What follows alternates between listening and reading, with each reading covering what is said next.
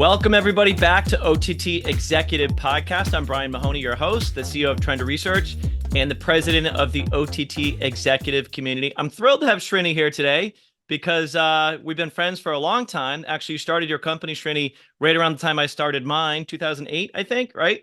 Absolutely. And so we're going to spend the next 45 minutes or so just getting to know Srini, his background, his views on the industry. There's a lot to talk about. So let's jump right into it. Srini, you need no introduction, but for those that might be new to your personal brand, who are you and what do you do? So first, thank you so much, Brian. Thanks for having me here.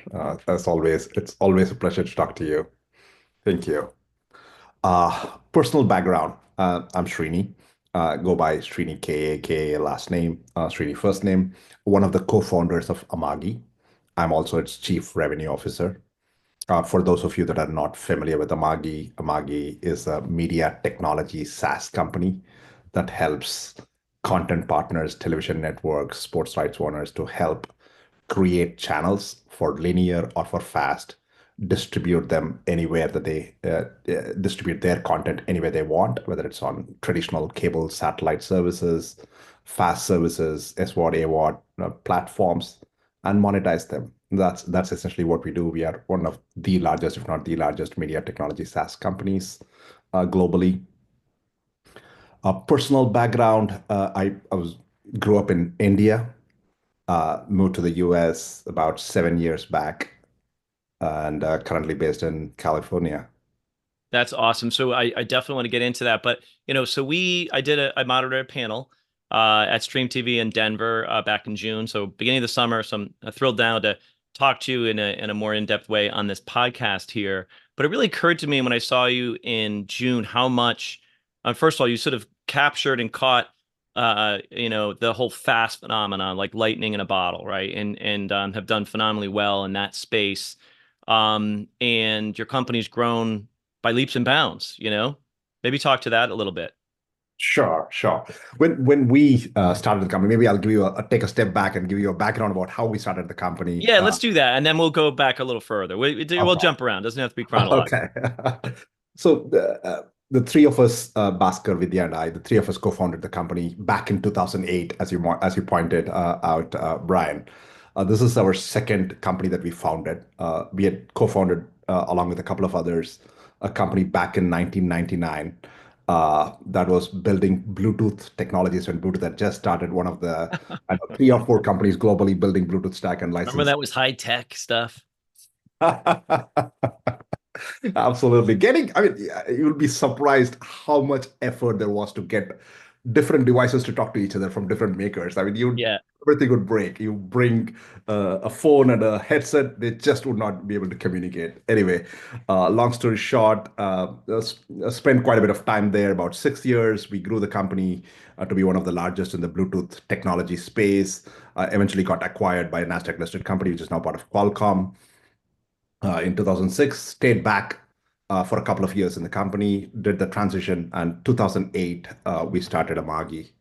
And what was the original mission, Srini? Like what and how has it evolved till today? I mean, we'll get into that, but like what was the impetus to say, hey, you know what? Let's go found this different company in this space. So again, when we started the company, we first decided that we will start the company and then figure out what we will do. That's awesome. I can relate to that.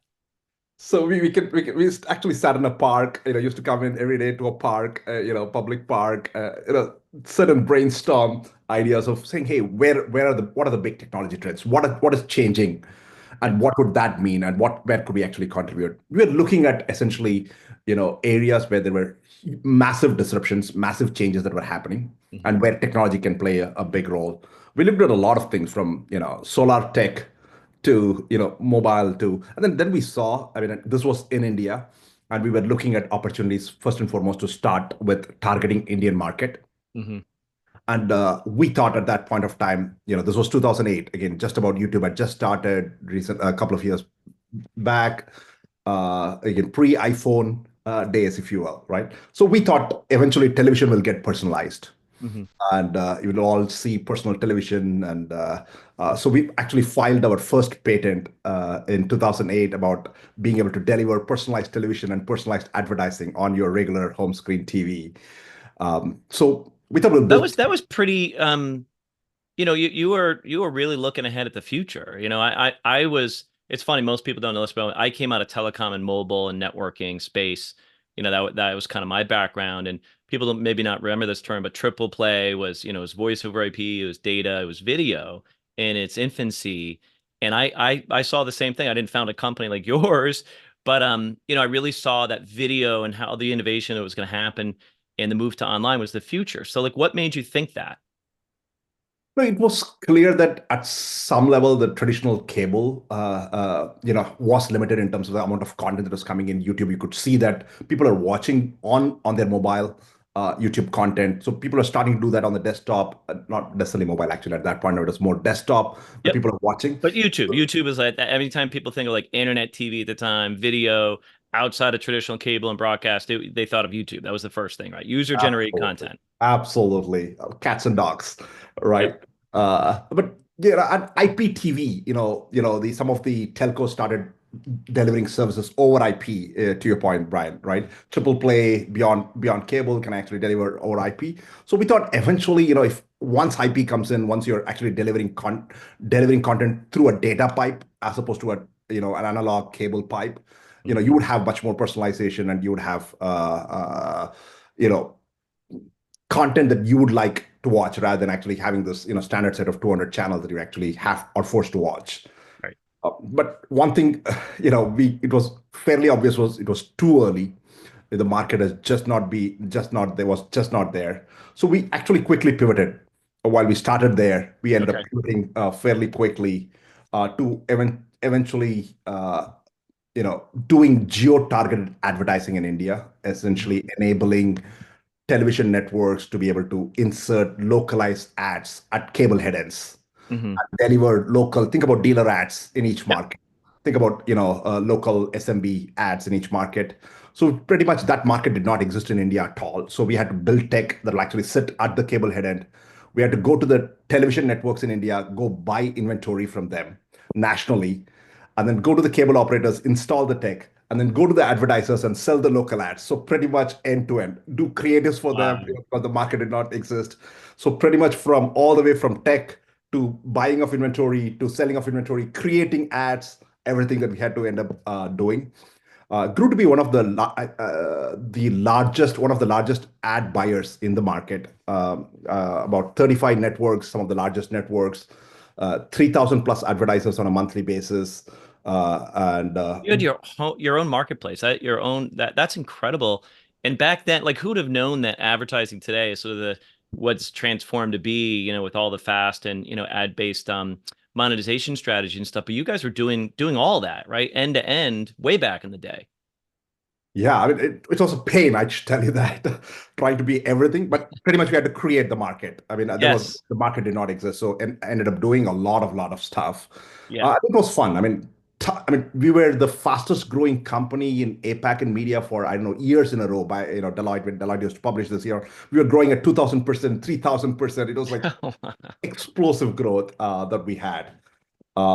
This We ran that for about 6 or 7 years, and then a couple of things happened. One, we realized that beyond a point, the growth was constrained because in India, 80% of the market was controlled by 3 or 4 networks, as in the US, right? Pretty much Yeah. the big networks control most of the inventory. And as we started growing, the inventory became more and more expensive for us to buy Mhm. because it was a captive market. And two, we saw channel conflicts potentially where the inventory was also being sold by the networks and by us as we started going up market to larger advertisers. Then there was channel conflict. And three, I think in 2016 or 2017, overnight, the Indian government made most of the cash illegal to weed out fake notes and such. So that pretty Yeah. much brought the entire business to a standstill. I mean, we had zero sales happening overnight, and we have massive minimum guarantees that we'd actually signed up for with the television Oh, networks. that must have been, I didn't know that about your corporate history. That must have been terrifying. You got all these mouths to feed, you got all these employees, you've been on this growth juggernaut, and you probably look in the mirror like, yeah, I'm pretty cool. Like we got this going on. And then all that sort of comes in a short period of time. I mean, this is literally crossing a chasm. How do you revector? How do you change up the company to more successful strategy? I don't know. It was a tough time, really tough time. I mean, like completely the business came to a standstill. We weren't making any money. I mean, like, advertisers completely dried up overnight. Really tough time. So that's kind of, when you have a crisis, it brings tremendous focus. So got us to rethink the entire business strategy and said, hey, we have built this really cool tech. And from day one, we had built everything on the cloud, even before it Yep. was called cloud. At that Smart. time, it was Yep. called AWS hosted environments, right? So pretty much really good tech, advanced tech on the cloud. We said, hey, we don't want to be left to the whimsical ups and downs of the market. Let's be a tech player rather than actually, doing this whole end-to-end stuff. Okay. So pivoted at that point of time to be a pure technology player, where we'll actually license out technology rather than actually necessarily, do the whole market, if you will, buying And and about, selling. yeah, what year was that, Srini?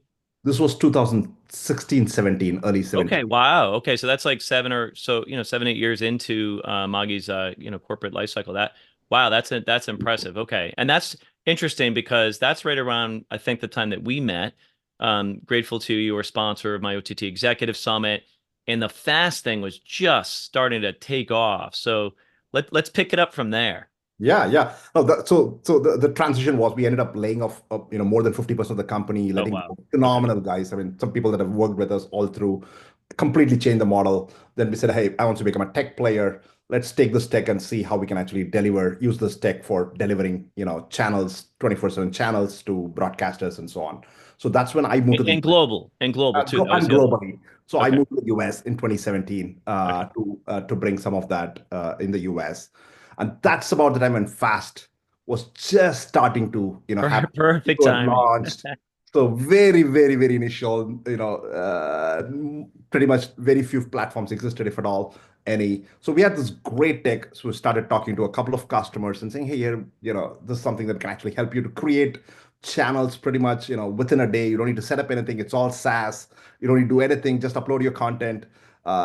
Interestingly, the first set of customers that actually adopted Fast were digital first, digital native companies Interesting. that were born in the YouTube world. Companies Mhm. like Tastemade, companies like the Young Turks, that pretty much had never been in a traditional broadcast space, had completely been born in the YouTube world. So they knew SaaS, they knew cloud, so they were comfortable with that. So they could come in, upload their content, schedule stuff, and actually, bang, you have the fast channels up and running. So it was very, very. I mean, Brian, you probably know this very, very well. At that point of time, none of the television networks wanted to get into fast. They thought, hey, No, it's can't gonna cannibalize their business model. Yeah, they were terrified. it's too small, and I'm not That sure that too. I Yeah. want to give away my content that easily, and so on and Yep. so right. So it was primarily driven by a lot of these digital first companies. So I think we were at the right place at the right time, I should say, and with the right tech. So kind of took off. I mean, completely like a rocket ship. So Mhm. 2017, 2018, early set of customers starting to expand, and within I don't know, we had about a in the US about a 75x growth in the last 6 years or something like that. That's awesome. 75 times. All right. So Yeah, I mean, just yeah, it's crazy. I mean, been following. I mean, as I said, I've been following your career in your company really since the beginning of this whole OTT juggernaut that's sort of taken off. And now, I mean, give yourself some credit. You're not just lucky. You've managed the inflection points. Sniffed out where the market was going, right, and adjusted and revectored appropriately and scaled things. So kudos to you, Srini. It's been a wild ride. So that kind of leads us maybe there's an interim part here story you want to tell, but kind of where you are today and maybe a company update and that kind of thing. sure, sure.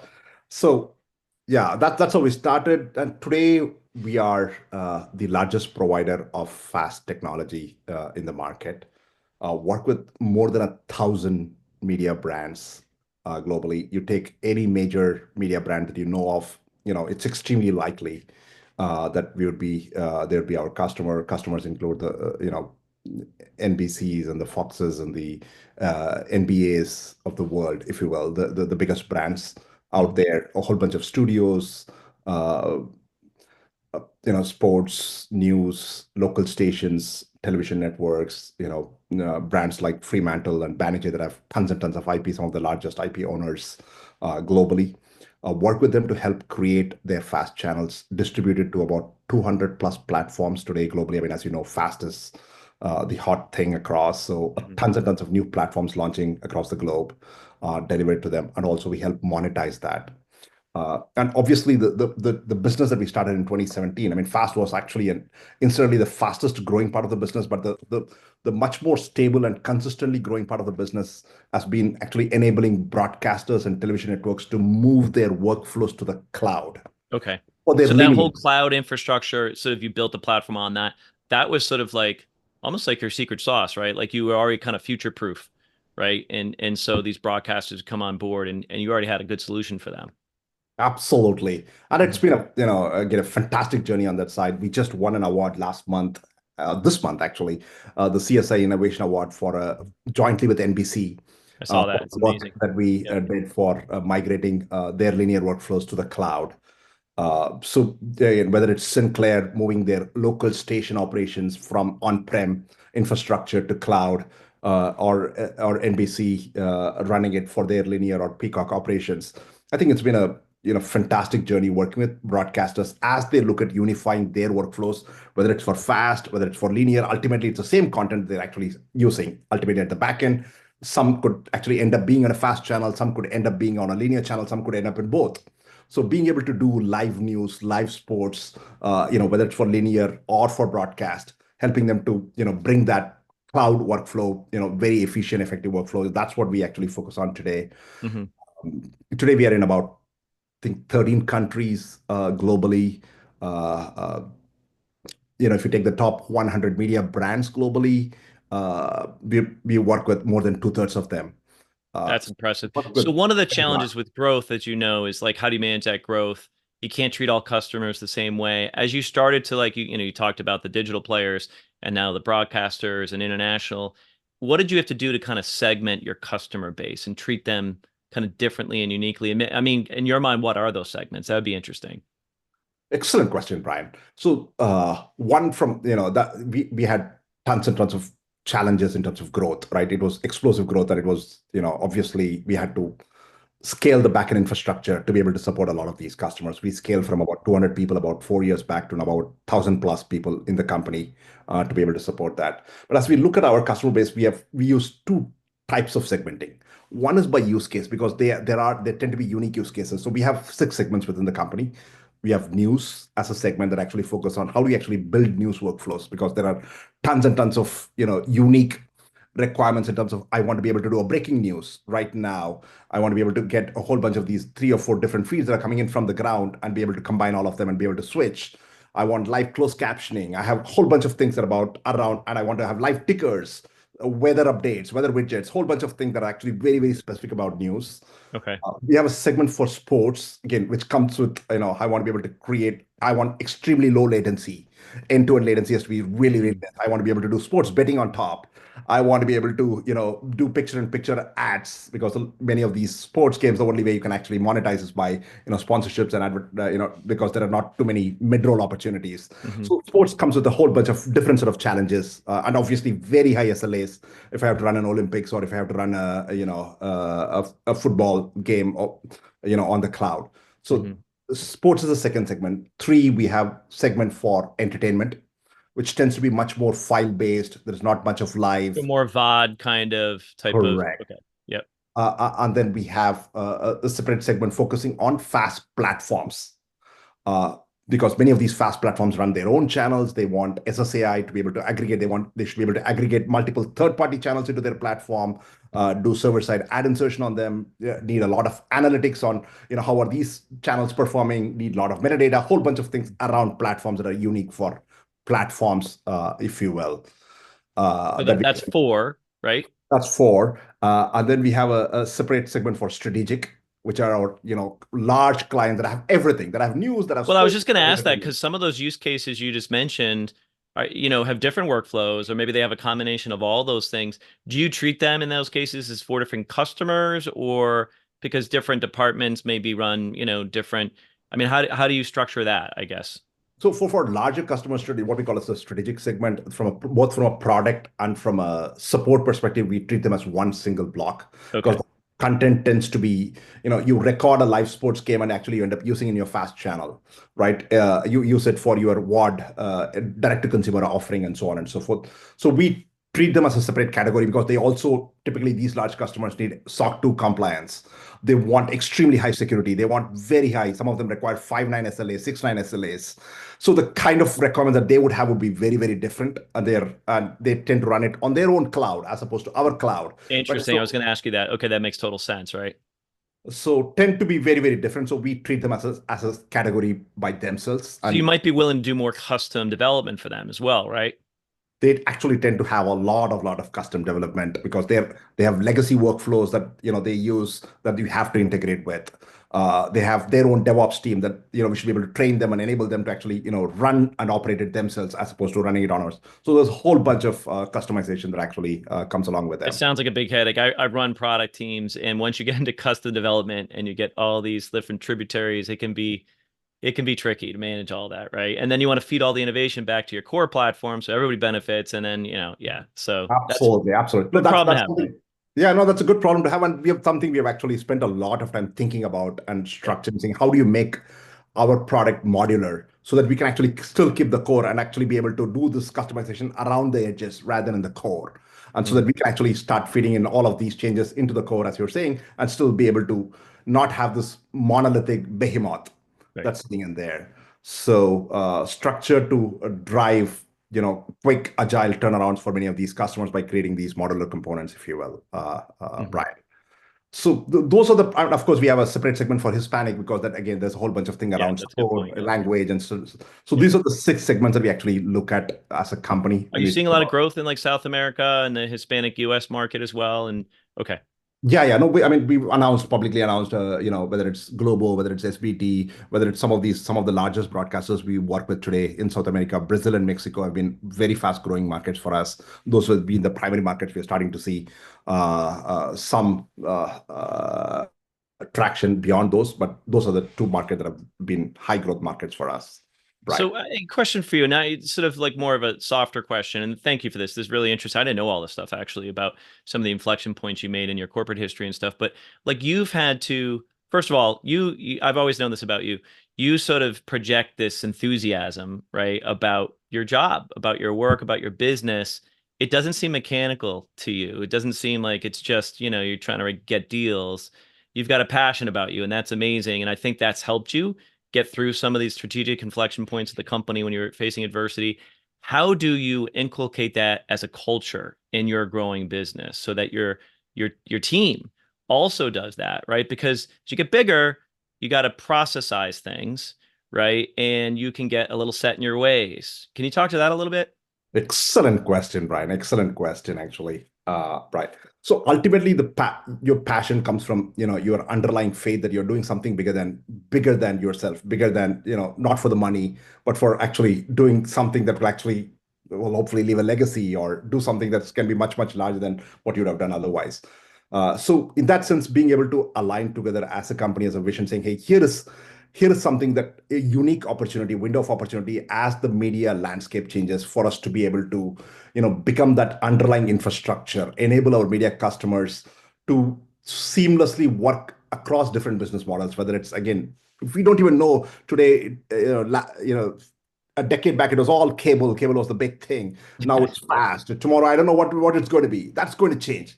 But how do we Yes. actually build an infrastructure that can actually, stand the test of time, if you will? There is a window of opportunity where, as this disruption happens, I think there's a very, very interesting window of opportunity for us to become the player in the media tech space to become that underlying infrastructure. I mean, if you look at, I mean, unlike most other industries, media is so fragmented from a tech perspective. I mean, Totally. for Yes. every single part, oh, you want to ingest, okay, here is a specific vendor. You want to do this, I have vendor B. I was at IBC, the IBC conference earlier this year. It's like amazing that you have like what 10,000 companies exhibiting there. So Yep, 10, fragmented. 10 of the same company doing the same thing. It was one of the services I do a little bit less now is vendor selection, where, someone will come and say, I want to build this new platform or whatever. And it's just a cluster. You get all these different companies and they kind of vet them and, some have patents, some don't. It's just, you're right. There's a benefit in being able to kind of provide an integrated platform. That being said, how do you keep the innovation going, right? How do you keep innovating, doing new things, finding those new opportunities, and how do you make that sort of a part of the culture? Yeah, so the key part that we have been trying to work with the team is how do you actually build a sense of ownership so that everyone in the company feels that hey, it's their own startup that they're actually running and they're looking out for opportunities. They're looking for everybody's an entrepreneur. How do you actually get that to the from a core culture perspective? Everybody feels hey, this is my company. I have to go figure out what to do next, and that comes with I mean, it's easy to say words like ownership, right? If we don't enable them with sufficient freedom to Mm. be able to either make mistakes or even make decisions so that they're not looking up to somebody. I think that's something we have been very conscious about, intentional about saying how do we used to call ourselves saying it's being different, but having the freedom to be being different. How do you Yes. get a set of people that are eclectic, that are different, and be comfortable about their difference? I mean, we talk about diversity and such, but I mean, I mean, to us, it's much more than just diversity. As in, we don't look the same, we don't walk the same, talk the same, but it's much more about how we are comfortable with being very different. And it's not just about race or gender or color or any of that, right? It Mhm. certainly could be about that, but it could be much more than that. So that you No, I can get your point. actually, Is people throw the diversity word out like, it's just, it's kind of a catchphrase or whatever, but it means something, right? And for you, maybe it is innovation. Maybe it is looking at different perspectives and feeding that back into the culture and into how you, serve customers and everything. I think that's really important. I think you're onto something. oh, thank you. And we've also consciously built a culture of people willing to confront. People can come in and tell me that I'm an idiot, right? So being comfortable and being able to question, not agree to what somebody else is saying, just because it's somebody senior in the company, All right? right. So Well, listen, we covered your career background, company update. I'm conscious of the fact my audience would love to, pick your brain a little bit about what some of the trends are in the industry, and you seem to be very good at navigating those inflection points, those changes in the industry. Where are we right now as an industry? What are the big trends? And if you can talk to maybe a couple little things that we as an industry are going to need to navigate and kind of maybe make a prediction about how things are going to, go in the future. I'd love to kind of tap into your sort of crystal ball a little bit. sure, right. I'll tell you my hypothesis. I know that it's a crystal ball, but certainly I'll tell you my hypothesis. So the previous decade from a media perspective has been about hey, I'm going to build my direct to consumer business. Everything is going to be my D2C business. I'm moving away from becoming from a linear to a D2C streaming business. I think the next decade and probably the next few decades, if you will, would be not about keeping my content, creating my content and distributing it myself, but actually taking it into as many places as possible. Okay. So Think walled about gardens coming down and sort of more everybody stays in their lane, focus on telling a good story, creating good content, right? the separation of roles of Okay. somebody who creates good content and somebody who distributes good content, right? So that role was, we're trying to blend both of them into a single person, single entity with a direct to consumer business. I'm creating my own content. I have my own app. I'm going to reach my own consumer and I'm going to deliver it vertically integrated. That I think is a very inefficient model. Yes. Both from a cost perspective and also from bundle from a customer perspective where you actually have to buy from 10 different guys for 10 Okay. different content. I think as bundling happens at the front end, for consumers, it becomes much more convenient. At the back end, it also becomes much more cost effective for Mhm. people then can focus on not necessarily acquiring consumers and supporting consumers, but actually building great content. I think that's And something people that happen. forget. I mean, you mentioned the cost factor alone. We've duplicated, we recreated the wheel. We've duplicated cost 100 times over for DTC. And it was I don't know, an ego issue, a boardroom issue, a control issue, or whatever. But like literally we took what was fairly efficient with, a small number of broadcasters, cable companies, streamers, or whatever, to being something very fragmented, very inefficient from a cost perspective. So, all right, how do we put that genie back in the bottle where everybody benefits? No, I think it's now fairly obvious, right? Pretty much every media company is starting to, fast is a classic example where people are saying, I'm going to take my content, I'm going to put it outside Okay. through some third-party platforms. And we are starting to see more and more cross-licensing happening, whether it's between Netflix and Warner Bros. Discovery and so on and so forth. So Hmm. I think the world is going to get much more complex as consumers will have more devices, more formats, short form, long form, linear, fast, AWOD, SWOD, TWOD. You're going to have multiple different formats, multiple different devices in which consumers are going to, consume content. And I think every content owner has to be, ready to be able to distribute this across different devices, across different formats, across different platforms. And with AI, Gen AI, more Okay. likely I than not, knew this was going to come up. All right. So how is AI going to save us here? for countries. No, I'm not saying, I'm saying first and foremost, it means that content, content that otherwise was not accessible to me, Yes. subtitling, because the subtitling and dubbing used to be one of the most expensive, Yeah. costs from taking content outside the country, right? So all of that is going to become much, much, much cheaper. That means that content is going to travel across countries much, much more. So a lot more content is going to be global in nature now, So right? localization will For the be a global much more audience. efficient process that takes a lot of cost out. Okay. So eventually you're going to you have to prepare as a content owner, as a media owner, to be able to deliver to a global audience across different formats, different platforms, different regions, different cultures. And that's something that we are hoping as Amagi to build an infrastructure towards. As delivery is going to Does become a a larger Amagi problem than take a content. hit there though? Because in some sense you may have less customers, right? What if we move to a model where there's a million different content creators, production companies telling the stories, right? And they're good at what they're doing. They're creatives. Stay in your lane, as your point is. There's always going to be a ton of different fragmented devices, right? No one's going to give up on that. You've got the CTV wars, and you've got smartphones, and you've got the big screen in the home, whatever. The middle is really where I see a lot of, contraction and consolidation because for that infrastructure, it doesn't make sense to have 1,000 companies going DTC. It should be more like a content clearinghouse, a few companies maybe delivering, maybe throw a little blockchain in there to, and regulation around privacy, whatever, getting out there. But where does Amagi play in that future world? So we see ourselves as the pipe that takes the content Okay. that is created by these creators and deliver to all of these different platforms. And that's going to become even larger and larger and more important as we look at, explosion of devices on one side, explosion of content creation on the other side, Brian. So you'll be in the middle, but again, to my point, you'll probably have less customers, right? Because there'll have to be some contraction in the industry, right? It's not sustainable right now. No, you would, okay, again, the way I would think about this, Brian, is that very much like what we are seeing on the advertising world, supply path optimization, you're going to see content path optimization, that you don't need to have multiple intermediaries sitting in between. But Yeah. having said that, the number of people that create content is going to explode. So you're going to Okay. have tons and tons of more content creators on one side, content owners, content creators that actually are building fantastic content.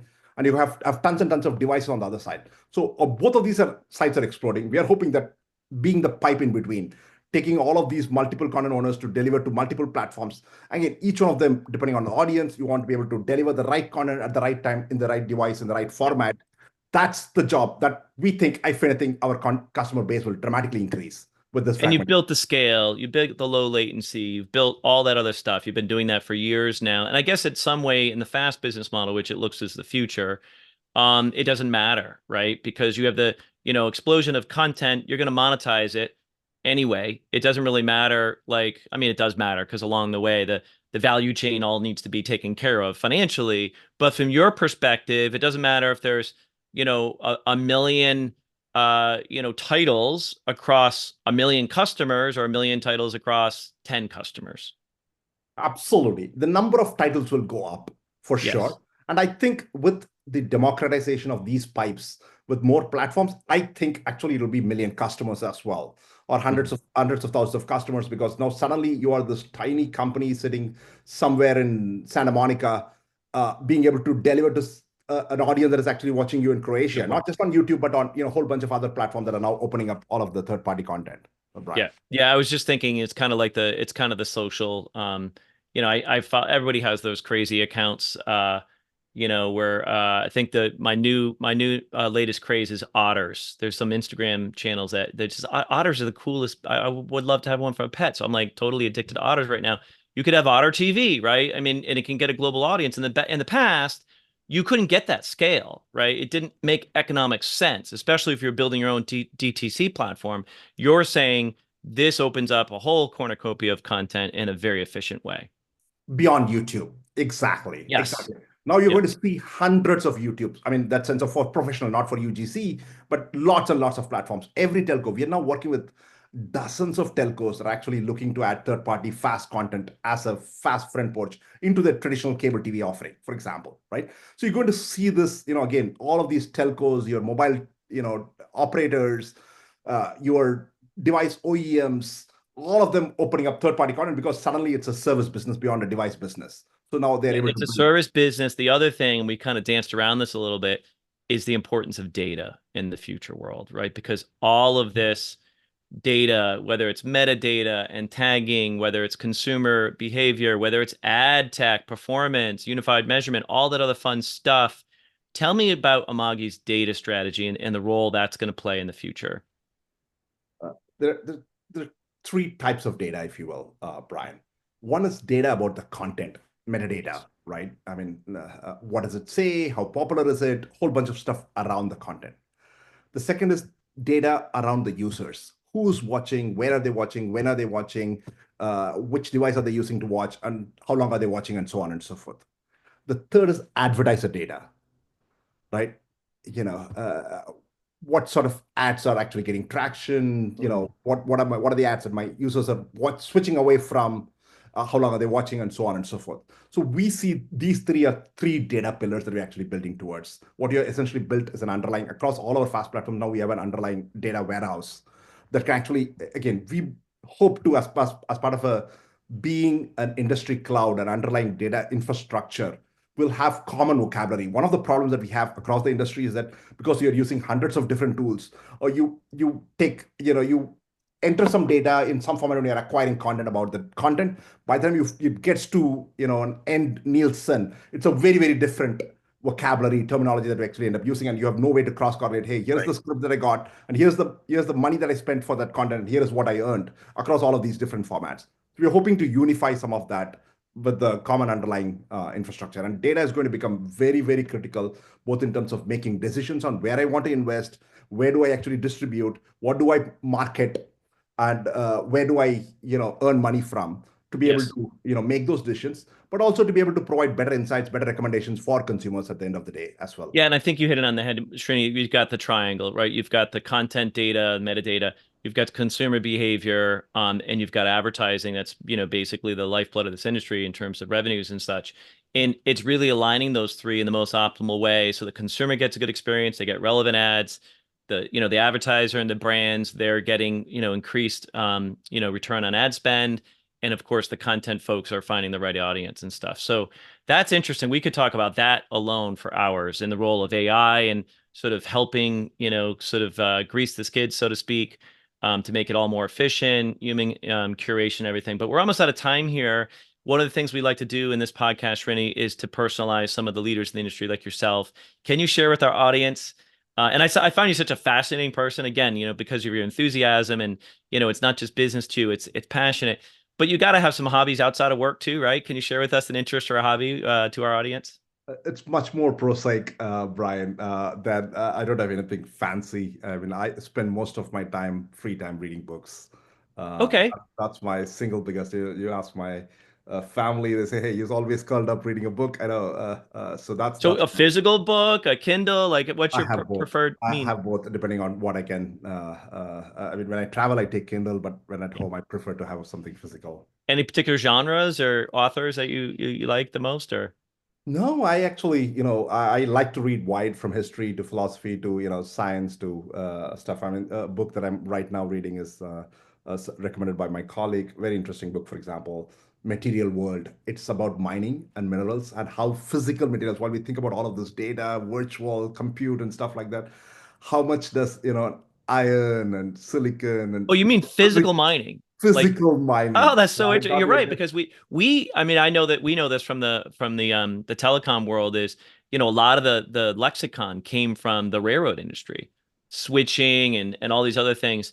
And, if we look at now, data mining and, Bitcoin and all the fun stuff, like this idea of mining, right? It's kind of old school, but is that the theme of the book? That's the theme of the book. It talks about how we underestimate the power of these physical materials when we talk about all of this growth coming in from all of this tech and computer infrastructure, how day-to-day physical materials and what it does to climate to the environment and such, right? It's amazing the journey of from all the way from mining to the time it actually we use that material. That's really Book cool. by We're gonna have Conway, to include fantastic that in book. the comments here so people can. I want to read that book. That sounds awesome. That's Uh, good. So listen, Srini, this has been a great conversation. I really appreciate your time. I'm sure I'll see you around. I'm not going. Are you going to NAB New York? I'm sort of 50-50 on that. I'm 50-50 on that as well.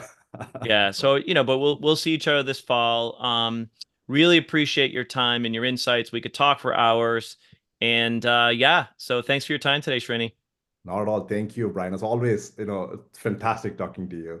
Thank you. Awesome. Well, listen, once again, this is Brian Mahoney, CEO of Trend Research, president of the OTT Executive Community. On behalf of OTT Executive Podcast and Srini, thanks everybody for tuning in. Thank you.